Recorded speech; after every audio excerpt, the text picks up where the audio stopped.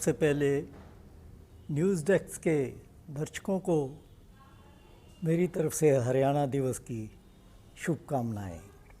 आज हमारा हरियाणा 57 साल का हो गया और सबको इस चीज़ की मुबारक हो। 57 साल पहले हरियाणा बना। मुझे उस समय का भी सब पता है कि कैसे यूनाइटेड पंजाब में ये इलाका जो था वो पिछड़ा हुआ गिना जाता था।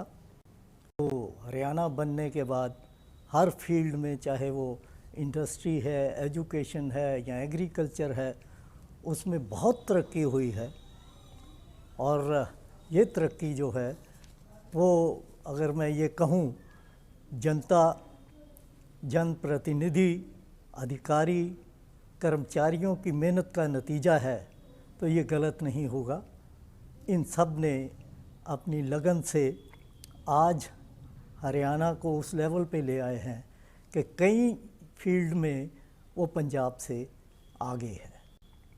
एक लंबी जो है हरियाणा के लिए, और इसमें जो फाउंडेशन इसकी डेवलपमेंट की डाली गई, वो जब तीसरा मुख्यमंत्री चौधरी बंसी लाल जी बने तो उस समय इसकी डेवलपमेंट की नींव रखी गई।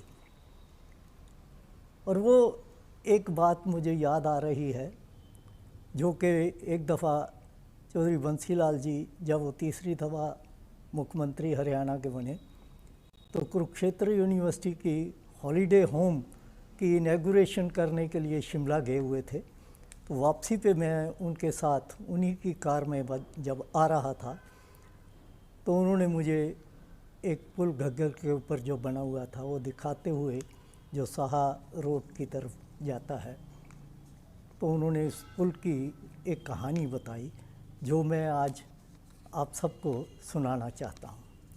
बंसीलाल जी ने बताया कि जब अकालियों ने चंडीगढ़ की मांग रखते हुए एजिटेशन शुरू किया तो उन्होंने चंडीगढ़ से हरियाणा की बसों को दिल्ली जाने के लिए रोक डाल दी।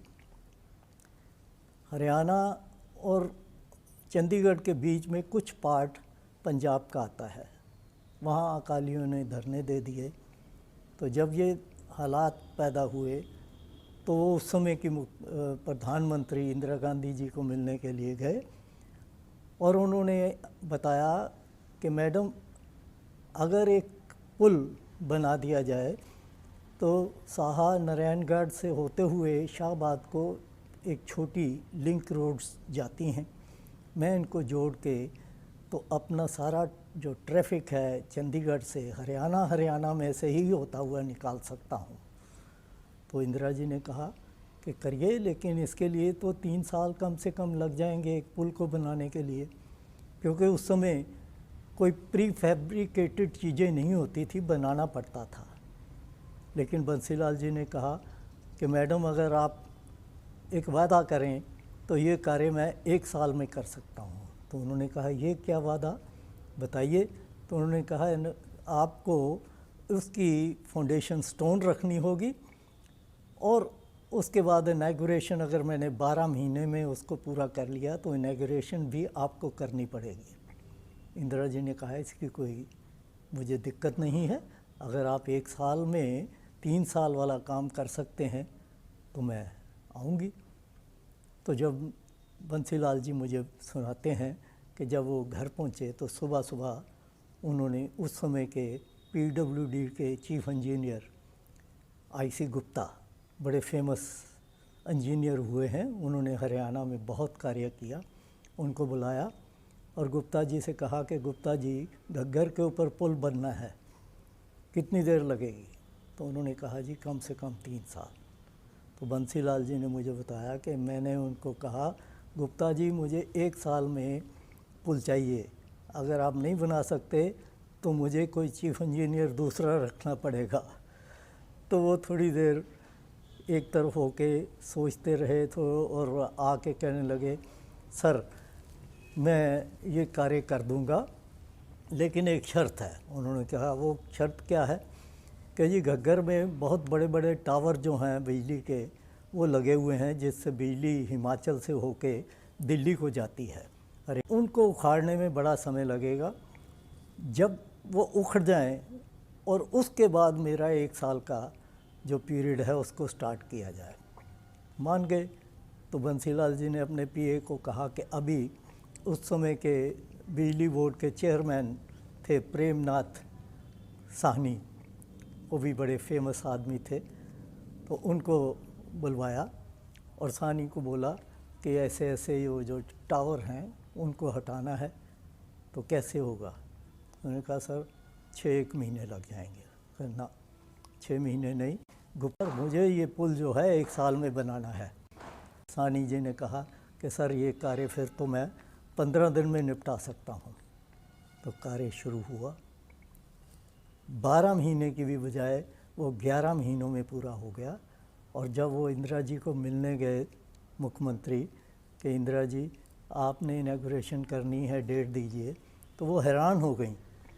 उन्होंने कहा है उसकी क्वालिटी सही है। उन्होंने कहा जी आप खुद आएंगी, उसको इनॉग्रेट करेंगी तो अपने आप देख लीजिएगा कि उसकी क्वालिटी अच्छी है कि नहीं है। इंदिरा जी आई, उन्होंने उसकी इनॉग्रेशन की और वहाँ एक बड़ी भारी, मुझे याद है, रैली हुई थी जिसमें उन्होंने उस समय के इंजीनियर्स को और बंसीलाल जी को बहुत प्रेज़ किया था।